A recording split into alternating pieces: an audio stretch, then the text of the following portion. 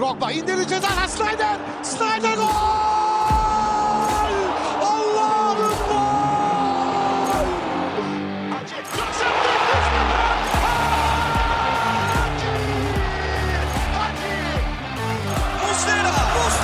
Muslera! Fernando Muslera! Golün adı Muslera! Sarıyoglu, Drogba! This is incredible! Merhaba. Welcome to episode 78 of The Lion's Den, a Galatasaray podcast done for the community, by the community. My name is Yasin. I'm here with John from Canada. John, how's it going, my man? It's going excellent, brother. So happy to be back for another one. Like I said, on the road to 100 episodes, creeping up pretty quick. But happy to be back with you for another good discussion here. Absolutely, man. I think we're on a nice little streak here. Hopefully making up for our few weeks of nothingness. This is like our third episode in a matter of a week and a half. So pretty proud of ourselves here. I think it's a good way to come back nice and strong. And of course, we don't want to miss any episodes because there is just so much going on. Obviously, we have our standard games every week now. Seems more often. But also the transfer window.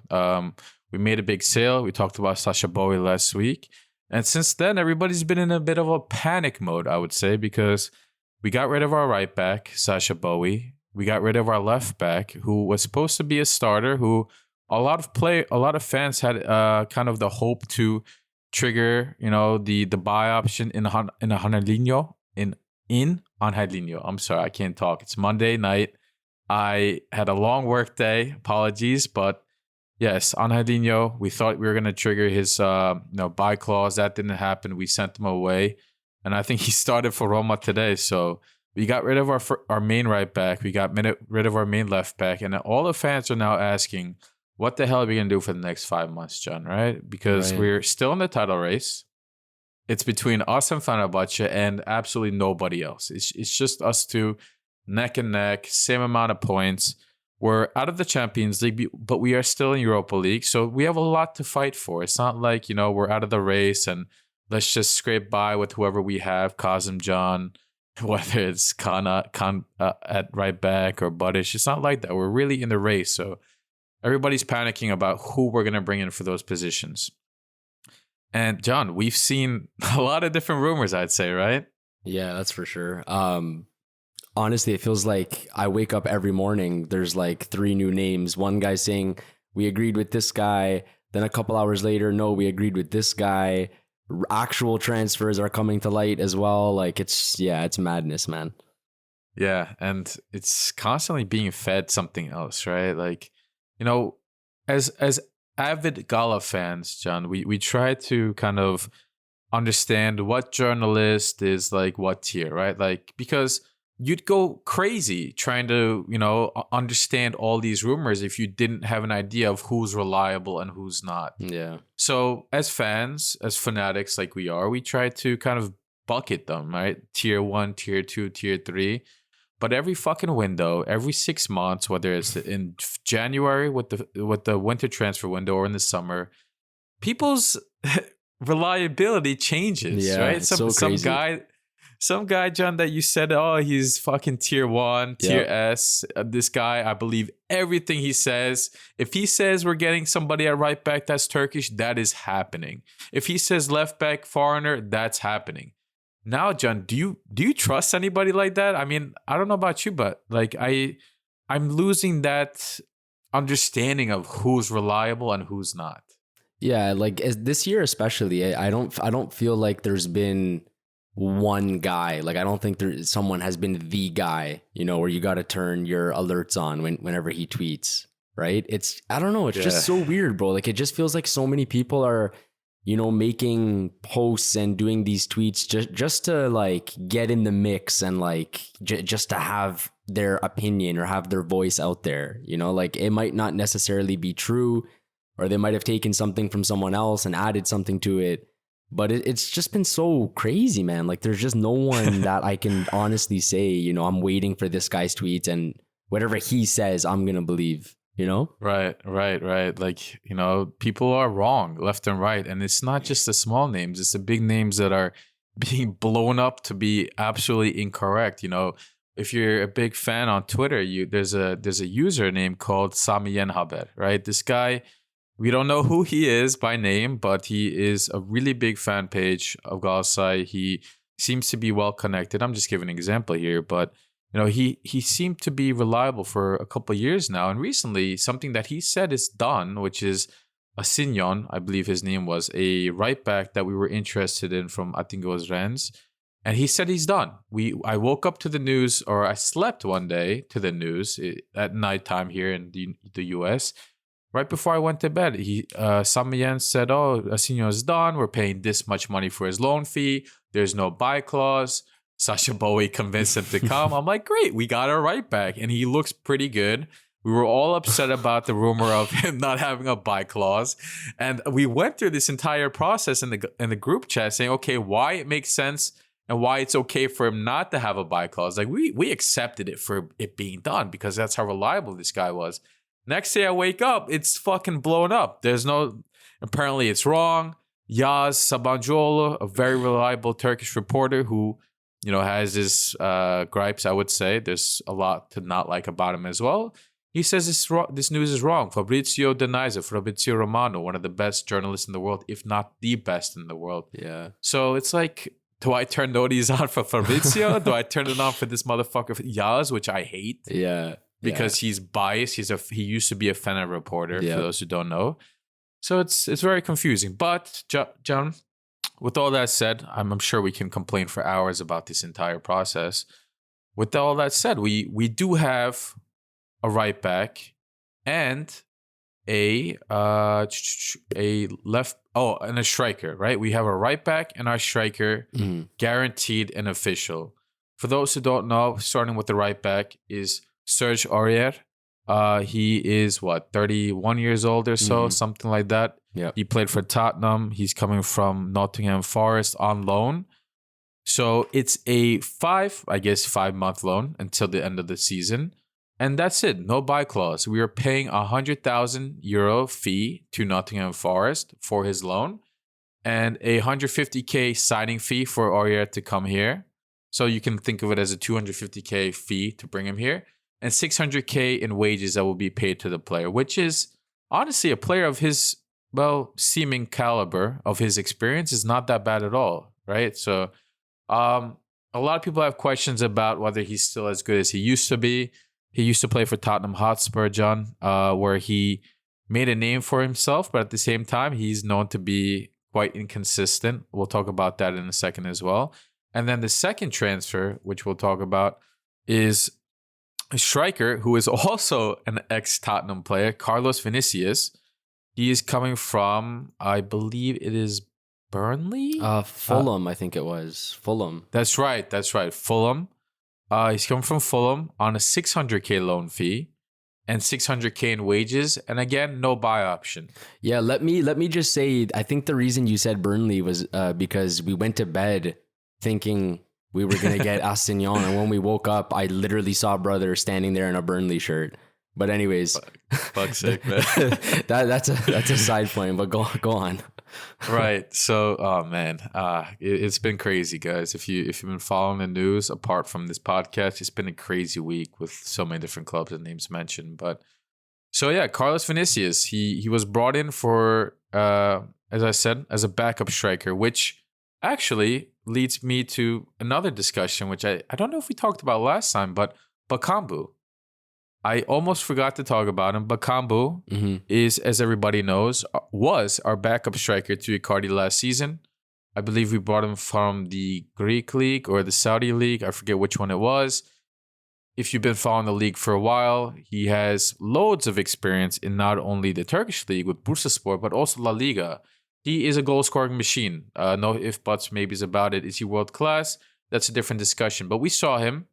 He played with us for 6 months, maybe very limited minutes, but he scored, right? He scored against Bayern Munich, and he scored, I think, a couple times in the league. I'm actually not sure now, but he did his job, I would say, when he was there. He had a very good attitude, and all of a sudden, I think it was Real Betis. Let me quickly check that one. Actually, was it Real Betis? Yeah, I believe so. I always get those Spanish clubs confused. I always mix them up with each other. Always, man. Okay, so it is Betis. So Betis, as I just said, Bakambu has experience in La Liga and he's a respectable striker. Betis needed a striker. They came knocking with an offer that I would say is too good to refuse. And what is that offer, you might ask? It's 5 million net plus 5 million in bonuses. On paper, 5 plus 5, 10 million in potential fees for Bakambu, who we bought for 700K less than a year ago. How the fuck is that possible, you might say? I don't know either. That is exactly what I would say, actually. I don't know. But listen, at the end of the day, it's an official statement, right? Galatasaray is registered on the stock exchange of Turkey. I think that's the way that you look at it. And we have to announce these types of news, official statements to the stockholders, right? That's part of the legal process. So we can't lie about this, right? We can't just make up numbers as some people might think we do. But I think there's also maybe some loopholes that we might go around it. So this is not guaranteed. I'm just speaking out loud now, John. And I'm curious what you think about this too. What they're saying is the actual fee, it's a rumor, the actual fee that we're getting for Bakambu is about 3 million.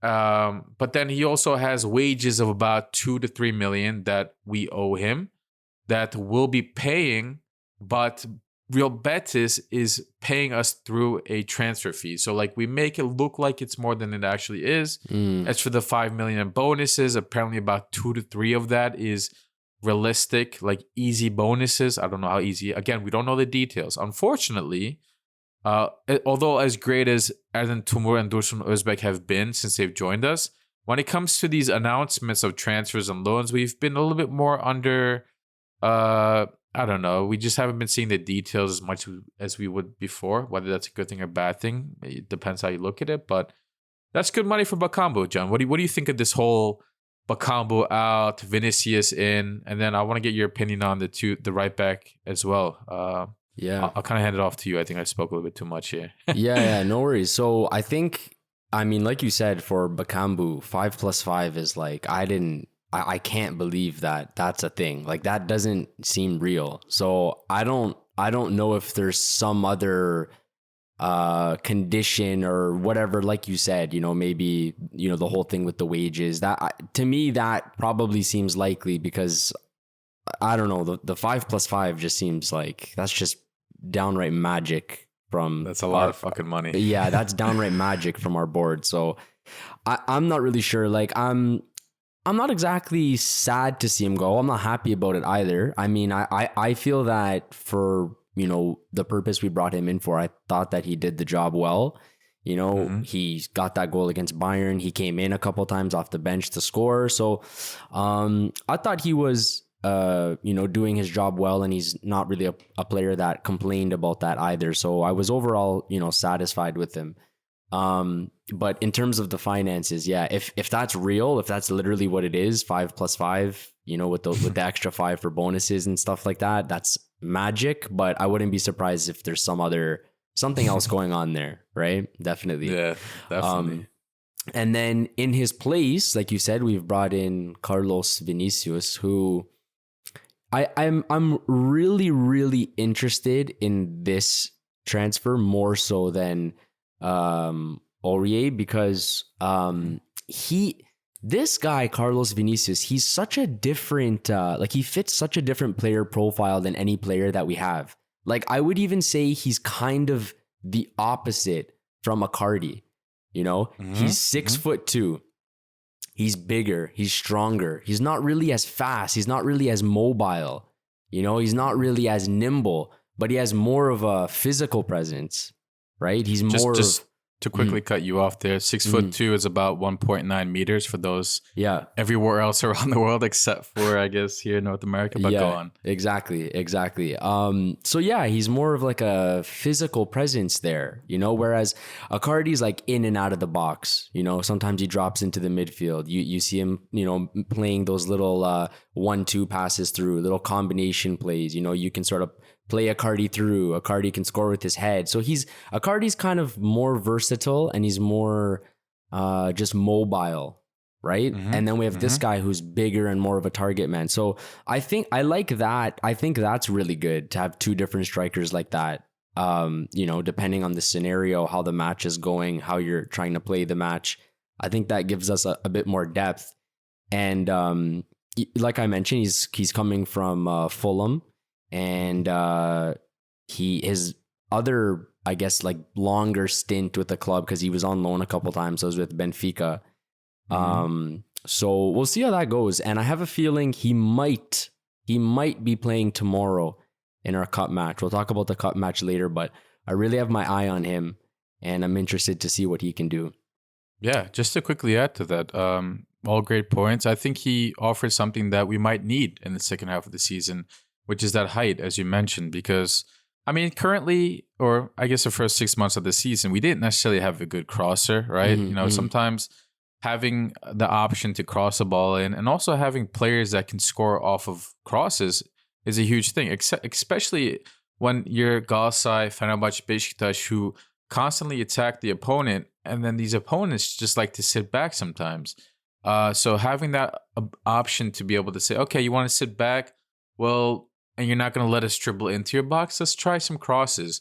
And Icardi's been successful in the past, but lately he hasn't necessarily been in the best form when it comes to scoring off of headers. And that's partially also because he just has so many defenders on him, right? So when he's in the box, he's double teamed, triple teamed. And that just leaves options for everybody else that is in the box to be an aerial threat.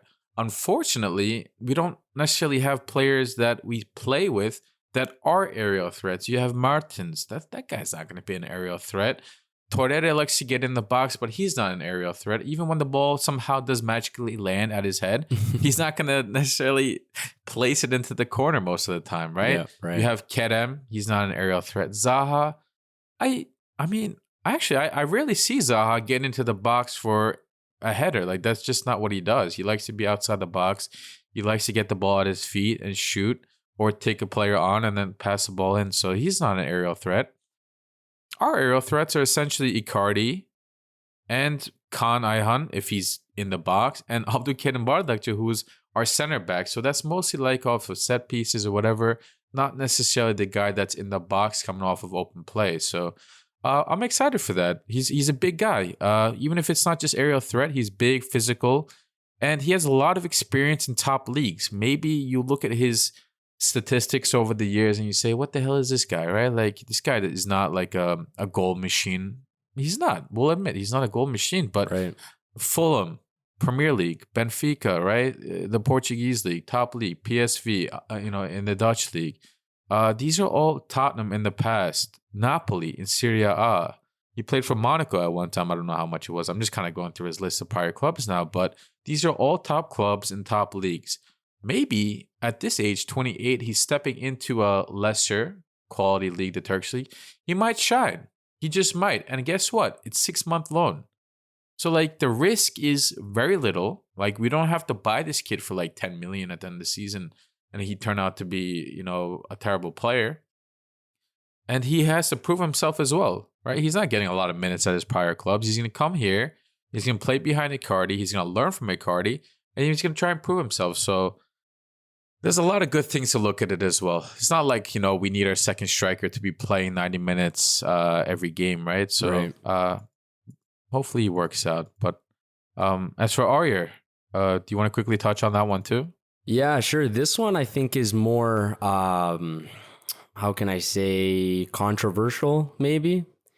So let's we'll break it down. So we have this 31-year-old in Aurier, right back. We have a guy that plays regularly for the Ivory Coast. He's in the African Cup of Nations right now. He's played at a very high level in his career. He has 40 plus appearances for PSG. He has 70 plus appearances for Tottenham in Premier League, of course, right? Mm-hmm. Now he's with Nottingham Forest. So you can't really deny the fact that, he has spent majority of his career playing at a high level against high level opponents, right? Mm-hmm. I think I think where the controversy starts is, well, of course, first of all, he's coming in to replace Sasha Bowie. So that in itself, I mean, you know, shoes to fill. Yeah, definitely. Like that's already going to cause some issues, right? But considering his age and the fact that he hasn't really been playing that well lately. Like Nottingham Forest, he's not regularly in the starting 11 because they have Montiel from Argentina. So he's can't really get into the starting 11 that often. In the African Cup of Nations, he, I think, started once or twice, and he hasn't really been too good. I was watching their last game, which they ended up winning in the 120th minute, I think, but he ended up coming off at halftime as well. So I'm not sure. I think people, like, what I personally think about it is I think that him coming in for 5 or 6 months, I think he'll do the job for us for that time. Do I want to continue with him after that? Probably not, but it really depends on the type of performance that he puts in, right? So I think for that time period, I think he could be a good solution, but, you know, I'd be lying to say I'm not upset about missing out on Assignon because I really wanted him. That's the guy that I really wanted. But we'll see what Aurier can do. Like, I mean, like I said, you know, it's not like he's you know, an unknown player and there's this kind of mystery that surrounds him. Like, we know what he's done. We know where he's played. He has some friends in the team as well with Davis and Sanchez and Dombele, Zaha. So I don't know, maybe it could be a good fit and just what we need for 6 months. So I'm kind of just waiting this one out as well and seeing what he can do once he returns from the African Cup of Nations, right? Yeah. Just to add on to that, I mean, there's a lot of people that are not happy with these two transfers because they say, look, we had Sasha Bowie. Obviously, we got a good offer, too good of an offer to refuse, right? 30 million. The kid has a year and a half left on his contract. You don't know what's going to happen in the next 5 months. You don't know what's going to happen in the summer. God forbid he gets injured. God forbid he loses form. And God forbid he might say, hey, listen, Gala, like I have a year left on my contract. And I have a lot of teams that are interested. I want to be the guy that controls my future. I'm going to just see out my contract and leave for free and sign a nice signing bonus when I'm a free agent. Any of this could have happened. So you can't turn down this offer. And with that comes 30 million plus 5 million bonuses. And now fans are saying, John, we have 35 million fucking euros, right? Like that's a lot of money. And why are we not spending it? Like, why aren't we going and spending 10 million on a new right back?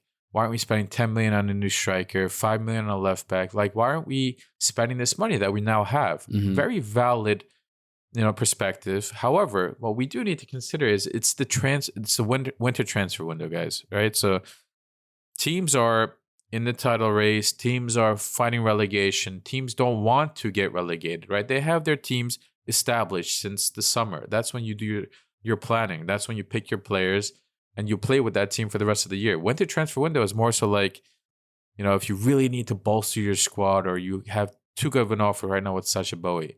With that said, it's hard to replace players in the winter because everything is more expensive. If a player is worth 5 million in the summer, they might be worth 8 million in the winter because that team that's selling that player now has to replace that player with a very limited supply, option in terms of players available in the market. Because again, as I just said, nobody wants to sell their players. So you might think 35 million is a lot. You're not going to get 35 million worth of players. You're going to get maybe 20 million worth of players if you really want to spend it all.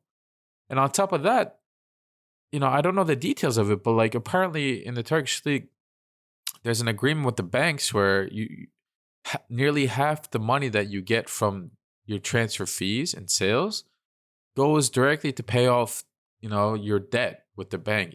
Not necessarily like, don't think of it as like, oh, I lose half my money. No, that half money is going towards your own debt. So Right.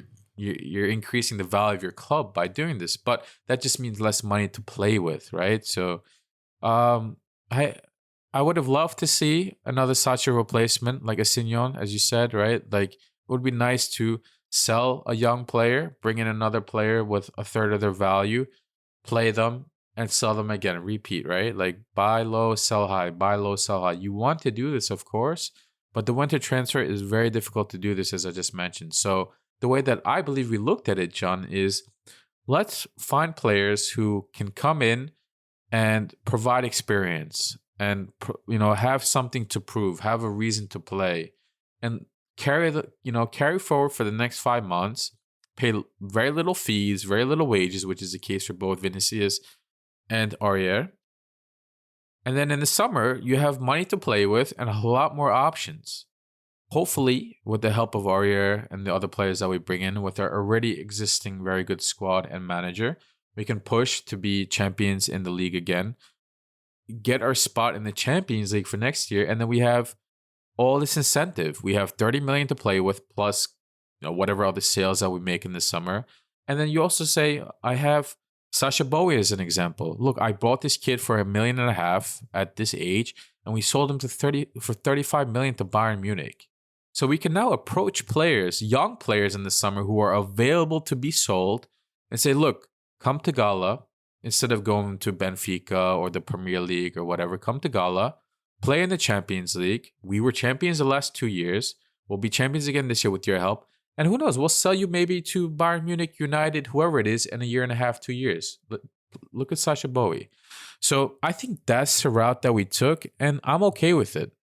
Like, it's not easy to bring in players now, so I think we so far went about it pretty good. I don't know if you agree with that or if you have another perspective you want to add on to that one. Yeah, I mean, not really, to be honest. I mean, I'm kind of, I agree with you. I mean, I'm more so looking towards the summer to replace some holes that we have, like you mentioned a couple minutes ago there, like, it's January. So it's not only difficult to bring players in because there might not be that many players available, but it's also difficult because, other clubs will know if you're desperate for a left back, they'll know that. And the price of their player is, of course, going up. Like, they're going to leverage that, right? So I'm mostly just looking, forwards to the summer to kind of fill in these blanks. But for the time being, I'm pretty content with what we've done, Yeah, definitely. And just to kind of wrap up this whole transfer talk, there are rumors of us wanting a left back. I don't think there's a need to go through the details of all the options and whatnot, but just to quickly mention, today, Monday, February 5th, the rumor of Derek Cohn came out. He's a German left back that plays for Hanover in the second Bundesliga league, second league of the Bundesliga. He plays consistently, 100% of games, 100% of minutes. He has 20 appearances, 3 goals, 6 assists. Pretty good. He's 25 years old, and we're apparently interested in a similar deal where we loan him for 5 months, but with a buy option. Numbers are all over the place, so there's no reason to talk about it. He's not a very sexy name by any means. He doesn't necessarily have a lot of experience like Aurier or Vinicius, but he's an option. Do you have any thoughts on that guy? I think you previously said that you're not necessarily so excited about it, but anything you want to add? I mean, I'm gonna wait until if it becomes official. Right. That's fair. Yeah, like I'll make more comments on it then. But for now, like these kind of players, it's hard anyways to do a lot of research on them and see how they play and things like that. But I'm gonna hold off until it's official, and then we'll discuss that one.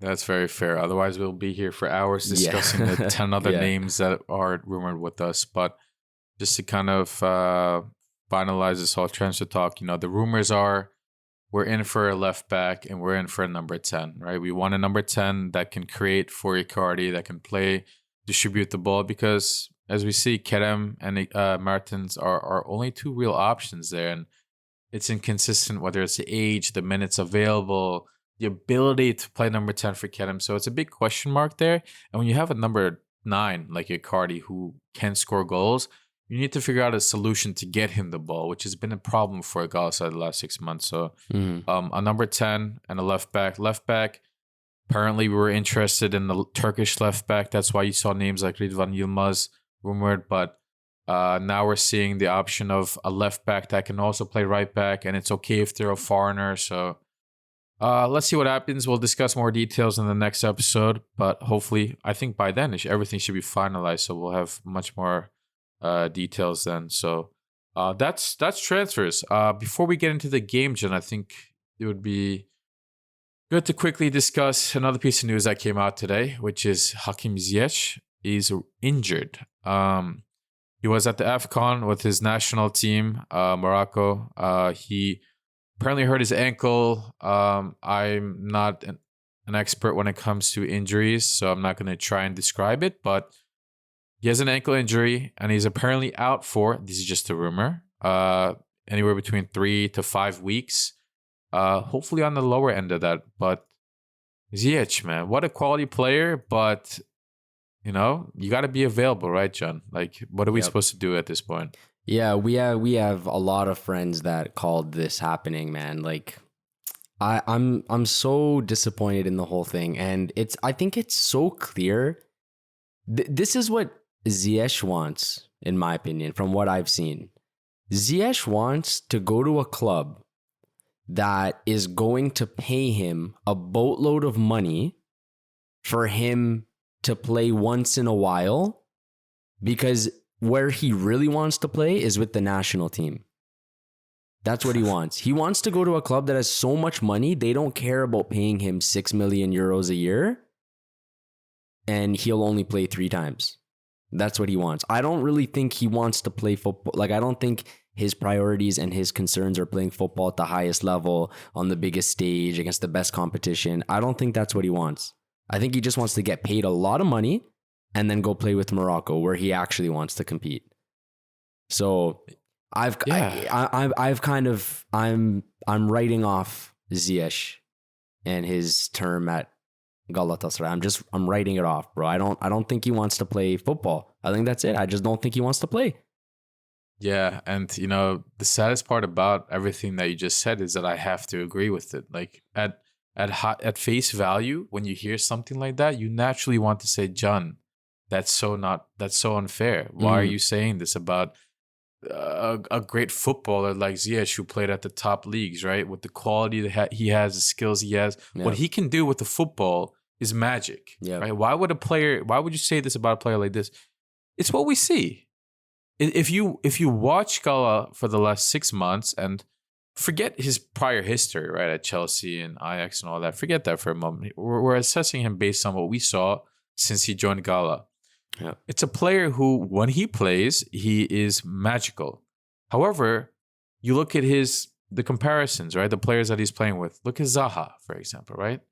Zaha plays with passion, and you can't deny that. Icardi plays with passion. You can criticize Kerem all you want. He plays with passion. Martins, at his age, plays with passion. He tries. All these players on the pitch for Gala, historically too, they play with passion. They understand the club's history. We bring in, I would say, for the most part, we have a good history of bringing in good coaches that bring out the best of their players. Our coaches at Gala, which I'm very proud about, do a very good job of describing the importance of wearing a Gala jersey and playing for this club. The fans do an amazing job of having the players realize how important it is to wear that part of the jersey. Of course, we have our moments. We whistled Kerem last week, which I'm not proud about, but we have our moments. But overall, at the end of the day, as a player for Gala, you have a million reasons to play hard. And we haven't seen that from Ziyech. His availability has been on and off. Of course, when he came in, it was a question mark of how often is he going to be able to play? Is he injury prone? Whatever. But you see him go on his international duty for Morocco.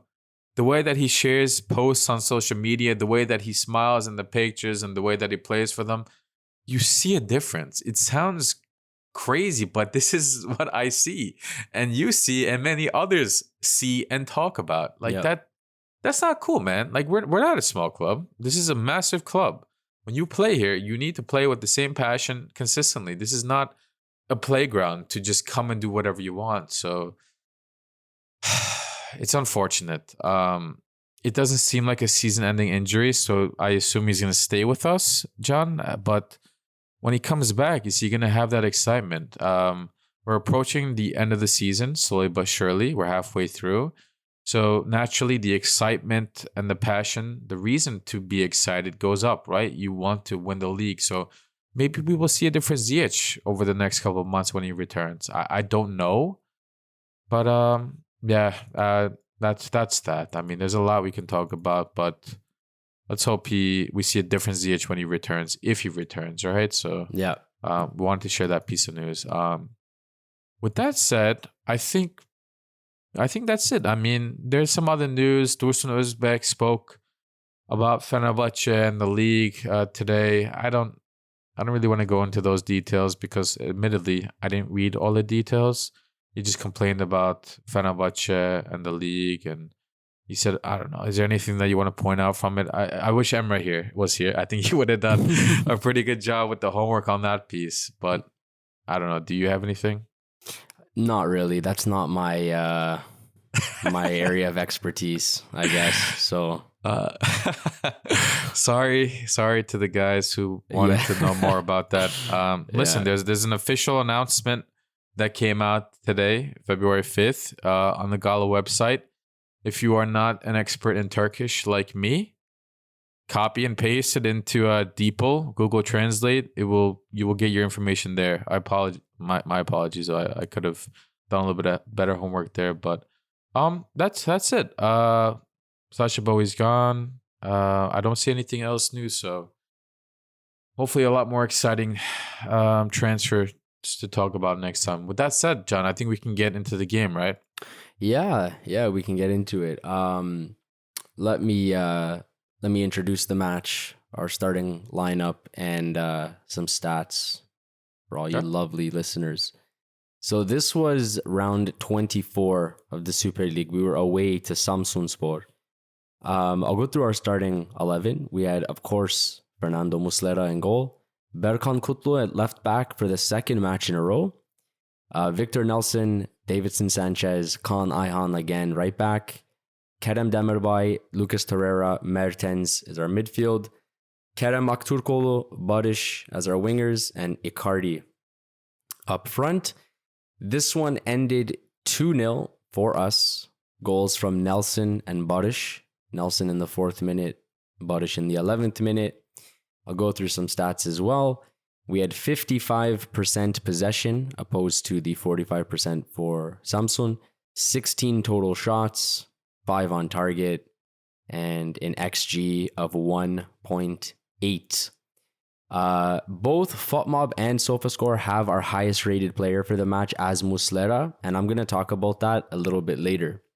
Mm-hmm. Now, the match. What I thought about the match. You know what I found interesting about this match? There were things that were very typical as of late that happened in this match, and there was one thing that was very not typical, I guess, something that we don't see very often, right? Okay. So we had the Barış impact. He scored a brilliant goal. I'll detail that in a minute. That's been typical. We had Icardi scoring an offside goal. That's been very typical. We had our ex-players, Taylan and Emre, trying to take our heads off for 90 minutes. That's very typical. And we had Kerem miss an absolute wide open net from top to bottom, left to right. That's very typical. But what was not typical was that we put them away early. In the first 10 minutes of the match, we were up 2-0. And that is sort of a rare occurrence for us as of late, at least, with these, 1-0 wins and scoring in like the 85th minute, stuff like that, right? Mm-hmm, mm-hmm. So I found that interesting. Now, I thought that after the first 10 minutes, when we went up 2-0, we had a couple chances here and there, like with Kerem, he had a big chance and a few other chances here and there, but I felt like Samsun were like pushing, like they were trying to score. And I know you were mentioning to me, you kind of saw this match in bits and pieces, but even you could pick up on that and you noticed that they were really, really pushing us and trying to get one back on us, Mm-hmm. Mm-hmm. What did you think?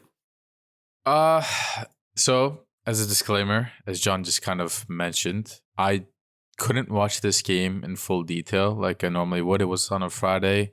I was in the office, so I kind of just had my phone on the side on extremely low brightness and just listening to the game, looking over when there was something exciting going on based on the commentary. But I mean, the two early goals, as you mentioned, very surprising to say the least. I think I missed the first goal completely. That's how early it was. I was still trying to figure out the setup that I wanted to watch on my phone at work.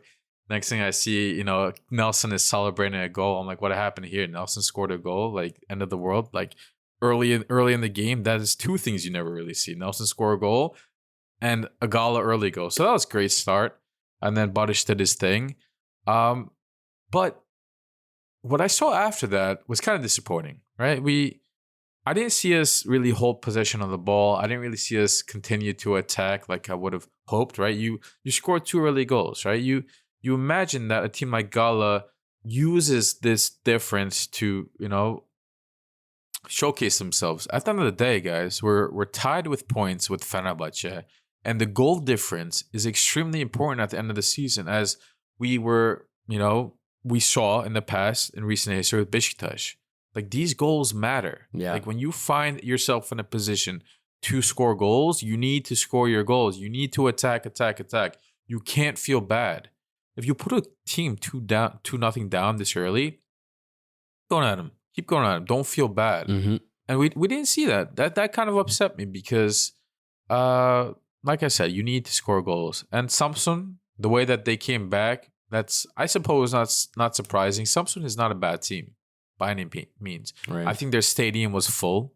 So they have, if you're down 1-0, 2-0 that early in the game at Samsunspor, you're thinking, what do I have to lose at this point, right? Like, let's just fucking go all out.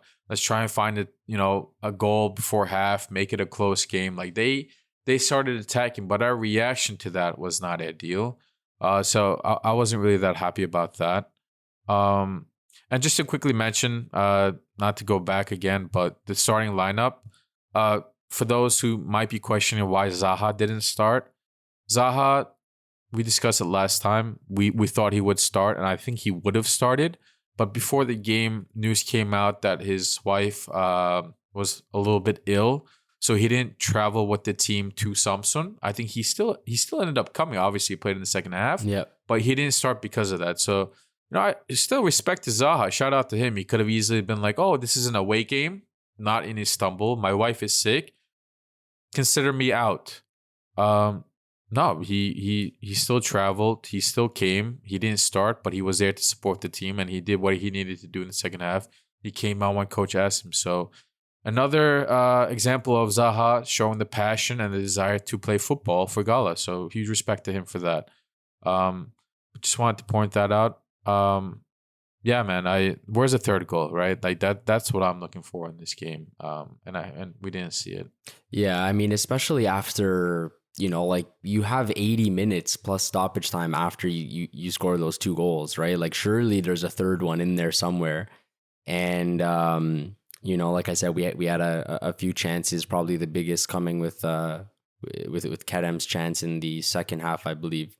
I mentioned a couple minutes ago I was going to detail those two goals. I just wanted to run through those two goals quick, and then there was something I wanted to talk about and related to Muslera. But so we had Victor Nelson score in the 4th minute. That was from a corner. So we had Kerem Demirbay whip the corner in, and Icardi had a sort of a flick on header towards the second post, and Nelson was there in the middle, and he just kind of put it home. That was the first goal. And then we had Badish, who scored an amazing goal. Actually, there was a ball that was played through. I think it was by Mertens.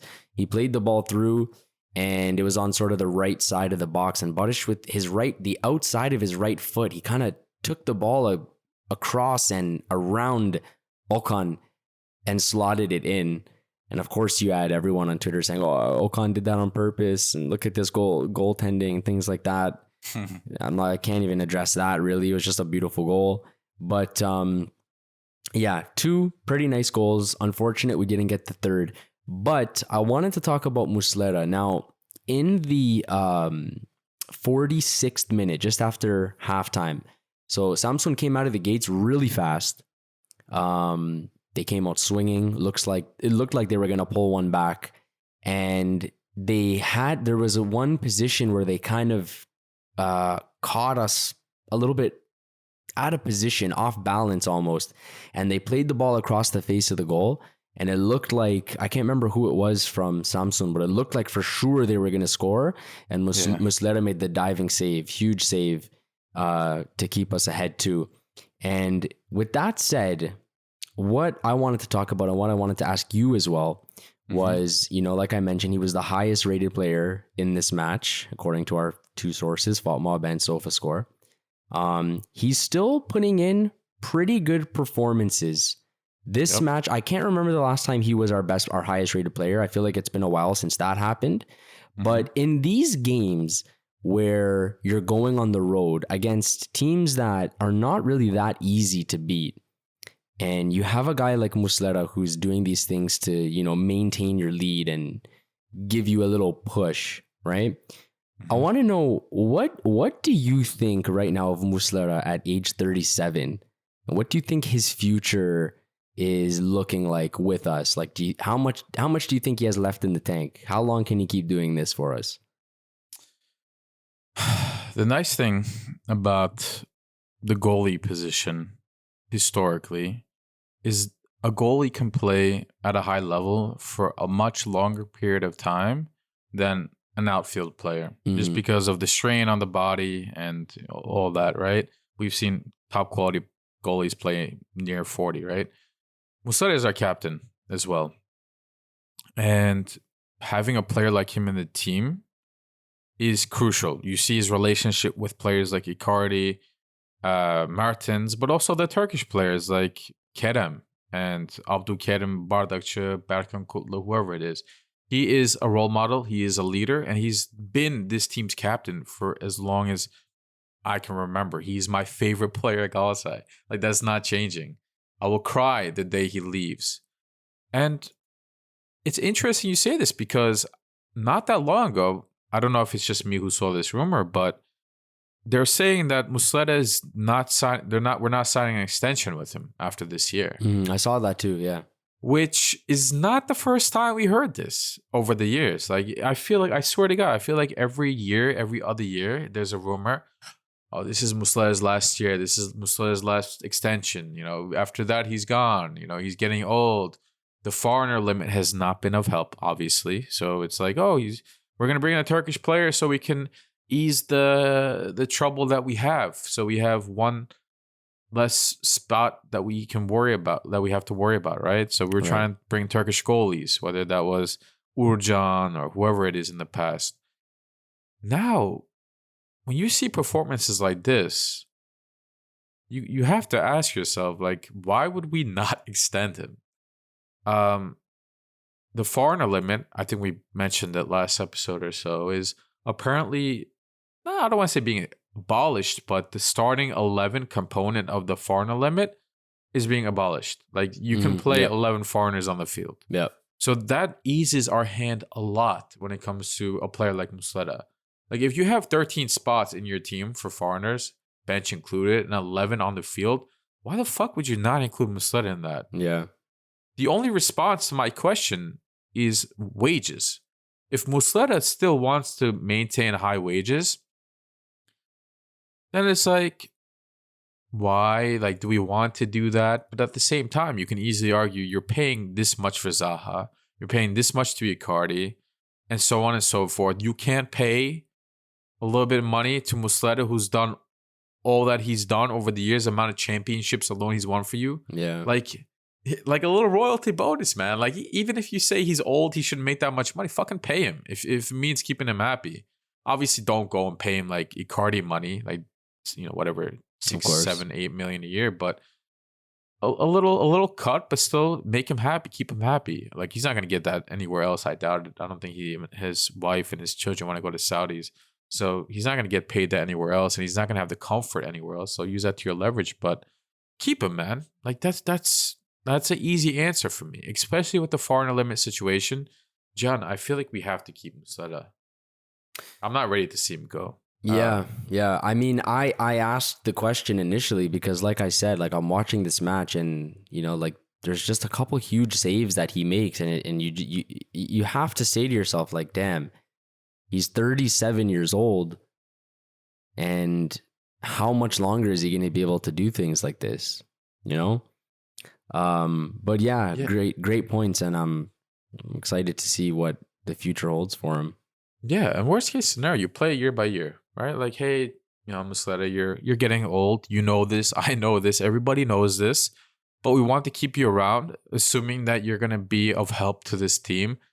Let's give you a contract every year, once a year, right? Like a year at a time. Like, it's not like he's of that age where he needs one big last contract for, like, when you get to, let's say, age 29, 30, you say, I might get injured, whatever. Let me sign a nice 3-4 year deal. Yeah. He's past that. Like, we how old is Muslera now? Like 37? 37, yeah, he's 37. yeah. He's turning 38 in June before the season ends, or right around that. So play it by year. Worst case scenario, you do a 1+1 type of deal. Like you give him that little bit of comfort, but I think he would be understanding of that. So yeah, let's play that by ear, see how things go. And as always, incredibly grateful to have a keeper like Muslera. And this game shows you that. I have a Fenerbahce friend who recently was like, I finally understand what it means to have a goalie who wins you points with Livakovic, whatever the fuck his name is. I know you're a fan of him. We had fun arguments about him. I was. Yeah, I was. So what, he went to Fenerbahce? Yeah, and then he just got ruined like always, bro. That's fair. But no, he's a quality keeper. Is he Muslera quality? No, but he's a quality keeper. And yeah, my friend was like, yeah, like, yes, and I finally fucking understand what it means to have a keeper who's good and who actually wins you games, because Livakovic, I don't know if you saw their last game. I forget who it was against now. I think Adana Demirspor. I forget who it was. Damn, I forget. But it was a tough game, and they barely won it. It was like 1-0. They scored in like the last minute of the game. Yeah, and that was Antalya. Antalya, exactly. Yeah. He made a lot of good saves. I'm not gonna lie. Like it was, they kept attacking. Antalya kept attacking, and he made very crucial saves.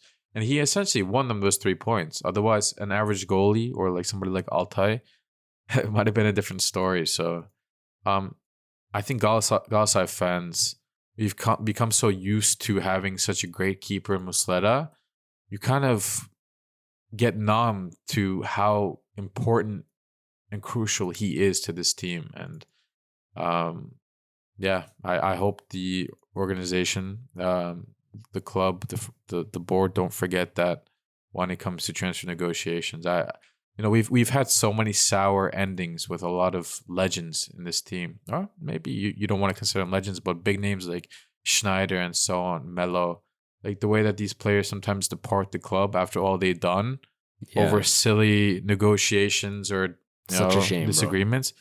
It's so bad, man. It's yakışmıyor. Like it doesn't suit this team, and I would be so upset, like, if that happened to Muslera of all people. Like, he doesn't deserve that, right? Like, he deserves a statue and all, like, the whole 9 yards, like anything you can imagine. He deserves it. So, just to, I guess, kind of touch on that, he deserves a shout out here after that performance.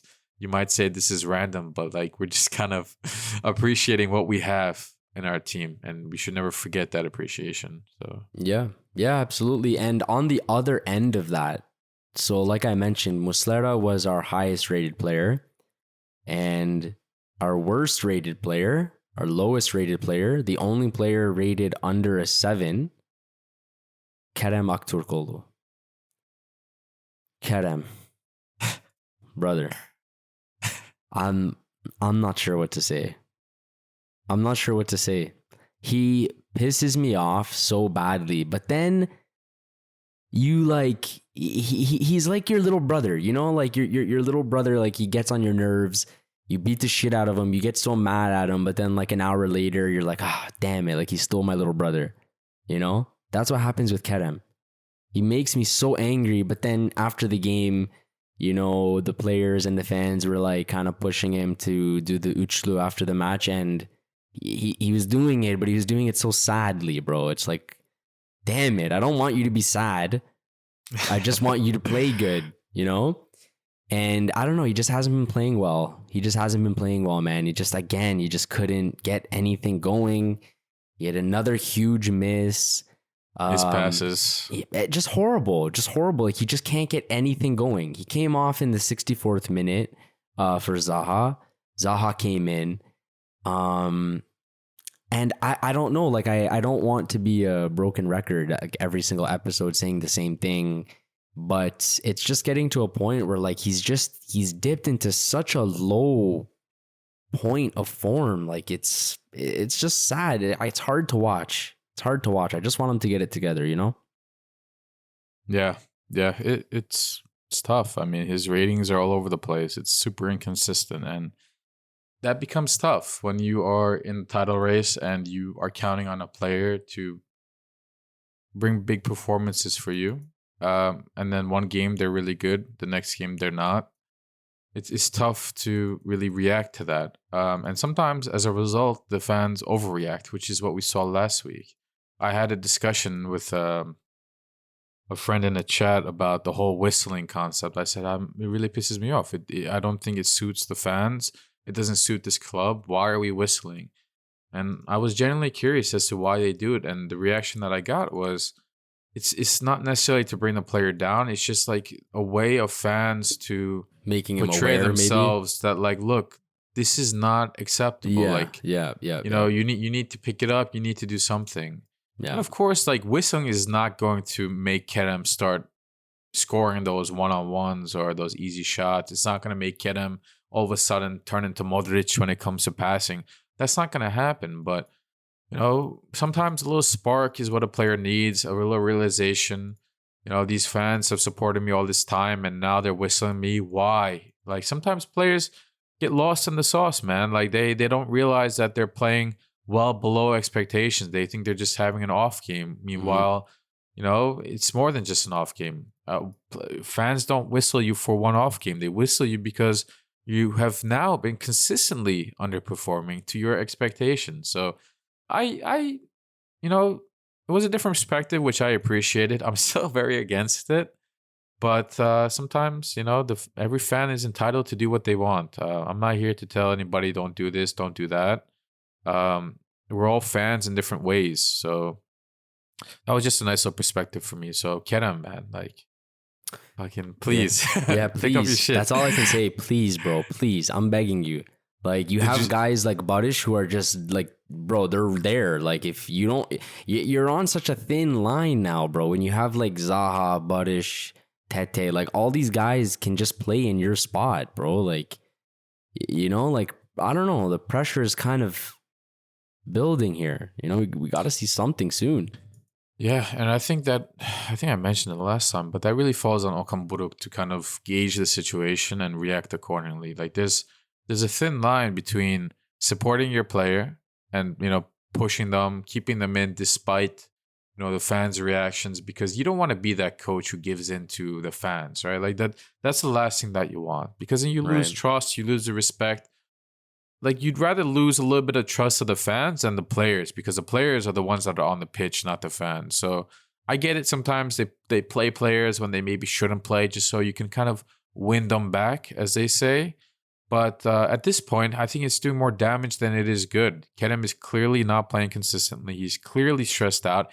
I don't know if you saw this little video that came out. Vinicius, after he joined Gala, he was at the club facilities and he was recording, I think, another player. I forget what happened, but somebody was recording something at our facilities at Floria. And it over-recorded, like, in the background, Kerem talking to somebody else in the club in Turkish. No saying, way, I didn't see that. Oh, you didn't see this? What was he saying? So he said, oh, like, my doctor told me, like, I broke my tooth because of stress or something like that. Oh, like, my God, you're kidding me, bro. No. Dude, no. This has to be a joke. No, bro. Like, the whole wait, recording and the club posted this? No. I think it was like Vinicius or like somebody. Okay. Or maybe it was Tete recording the recording announcement for video Vinicius. of Vinicius on the pitch. Okay. Yeah. That's crazy, bro. I didn't. I saw I didn't even click on the video. Like I was scrolling through Twitter, and I remember I remember I saw that, but I just didn't click on it. And like on Twitter, you got to click on the video to hear the audio, right? Yeah. That I can't believe that. Wow. Yeah. So here, apparently, Kerem was talking with Halil, and he broke his teeth twice due to stress, and apparently his doctor told him that or something. But that's fucking crazy, man. Like your player is this kid, man. You see now you feel bad. I feel bad. I feel sick right now. Wallah, bro, my stomach is hurting now. Oh my god, bro.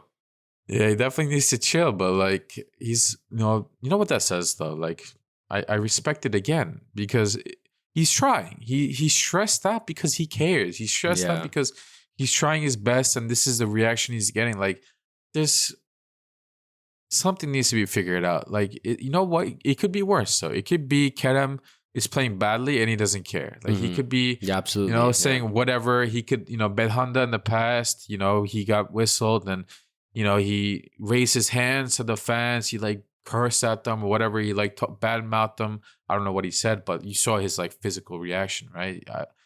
He got subbed off once. I don't know if you remember that. Yeah, but yeah. It's not a good look. Some players take off their jersey, they throw it on the floor or whatever.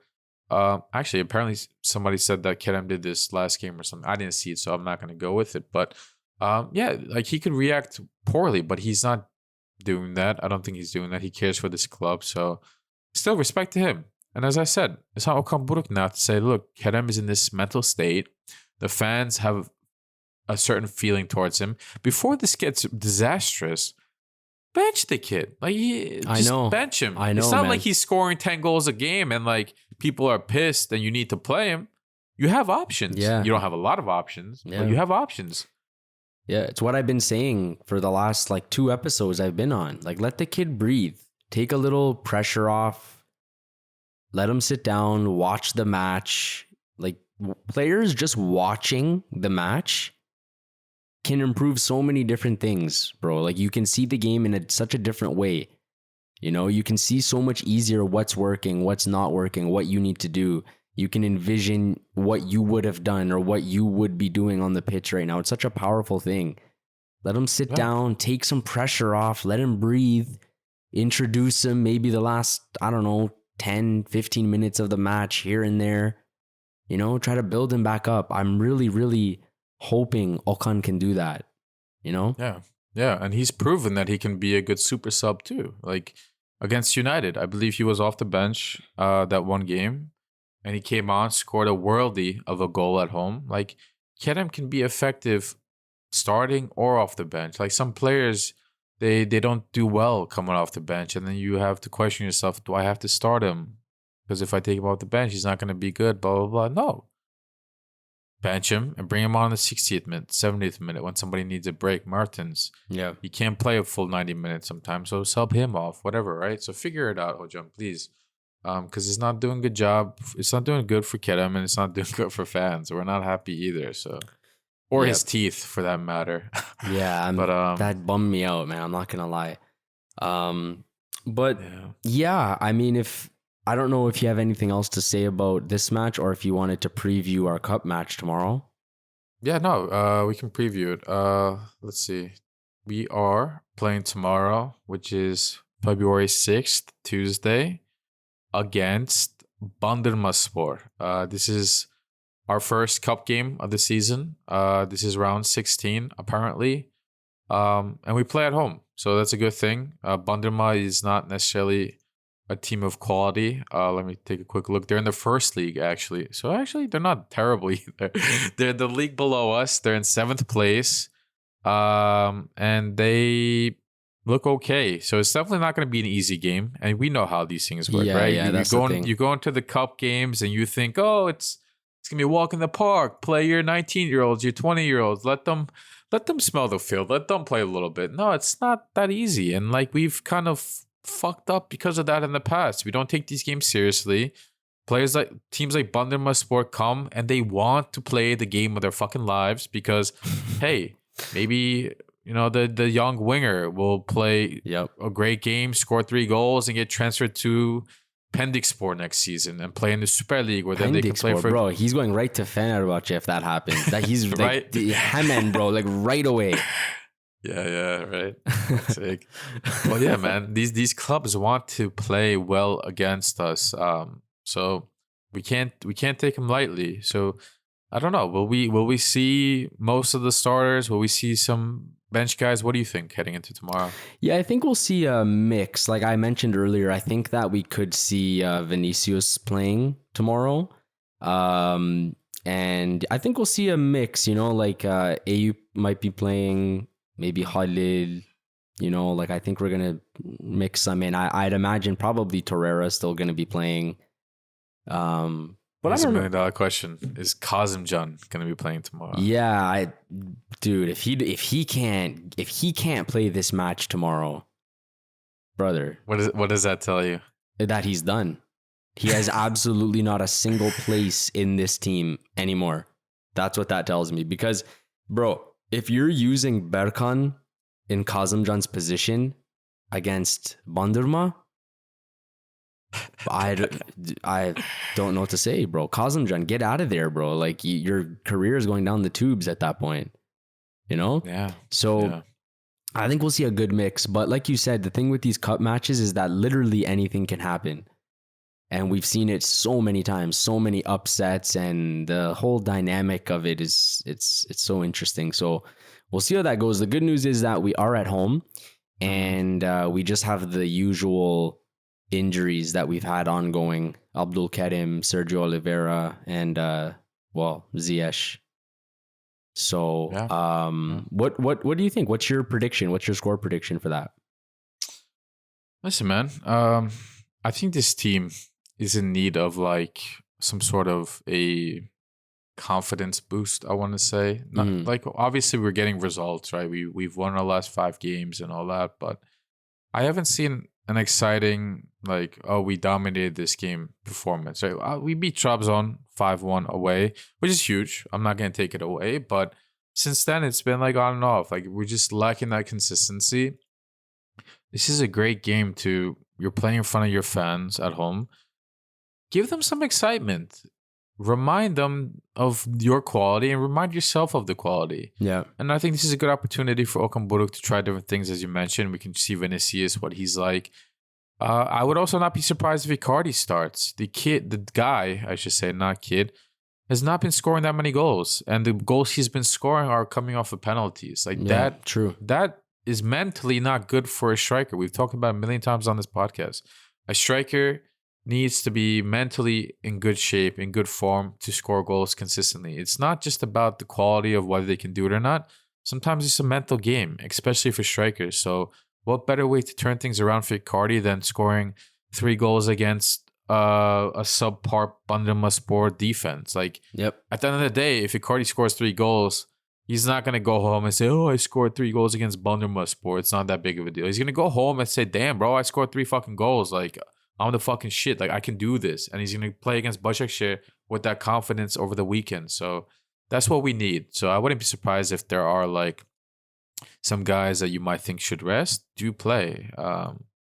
Very possible. So very possible. Excited for that. Hopefully we can score a lot of goals early, and then we can play some of the guys who don't normally play in the second half. That'll be really ideal. So they do get some rest at the end of the day. Score prediction? I was gonna say prediction. I'll say something like 5-1. Like we might still let a random ass goal. Random own goal, like some can't put bullshit. it past us, bro. Yeah. Yeah, agreed. We could see that. We could see guys like Icardi play after all, just to try to light a fire under his ass and get him going, Yeah. But I'm gonna say I'll say 3-0. 3-0 for us. I think it should be, I don't want to say easy, but it should be a comfortable match here. Like, I don't see why it wouldn't be, but again, anything can happen in these matches, right? Yeah. So yeah, we'll see how it goes. Did you have anything else to add, or? let's quickly talk about, I mean, prediction wise, Başakşehir too. So today I said Monday we play Bandırma tomorrow, and then we play Başakşehir on Saturday, and that's also at home, which is huge. Very, very good. Very good to stay at home during a stretch like this. So Definitely. we'll probably record the next episode after that game, either Saturday night or Sunday. So prediction wise from me on that end, let's take a quick look at Başakşehir's recent games. They beat Samsunspor 2-0. They beat Konya 3-2. They lost to Fenerbahçe 1-0 with 2 red cards. They tied Karagümrük. Listen, they're not a bad team. They're in 8th place, which is very, very far from us, but still, they're, what is this? 6 points behind 3rd, right behind Beşiktaş. So they're in the race. They're always gonna want to do well against us. It's gonna be a tough game. I'm gonna say, dude, I said 3-1 the last 2 games. Both were wrong. I'm gonna try a third time. Hopefully, third time's a charm. I'm gonna say 3-1 win against Başakşehir. Yeah, that was my prediction as well. I think, again, like, look, we're at home. They have a cup match against Hatay on Wednesday.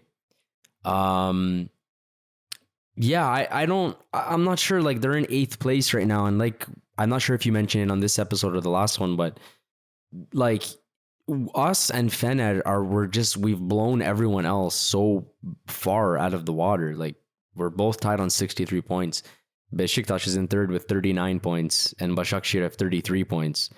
So I don't know. I would be, of course, very upset if we drop points to them, but I think we should be able to get 3 points here. And considering the damage that was done against Trabzon, I'm hoping that can relate and sort of transfer over into another big match, I guess you can say, with quotations around big. But yeah, we'll see what happens. So match tomorrow, match on Saturday. We will be back again, hopefully on the weekend, to cover those 2 matches and the results. Mm-hmm. But yeah, anything else from you, or should I take it away here? Take it away, my man. Awesome. So yeah, that was episode 78 of The Lions Den. Thanks everyone for listening once again. Hit us up on Twitter at The Lions Den GS. Get a Discord invite if you want. Come in, talk about the match, talk about the transfers, talk about whatever you want to talk about. Let us know what you thought about the episode. If you have any questions for us for the next one. And that's it. Thanks everyone for listening, and you'll hear from us again on episode 79. Take care. Take care, guys.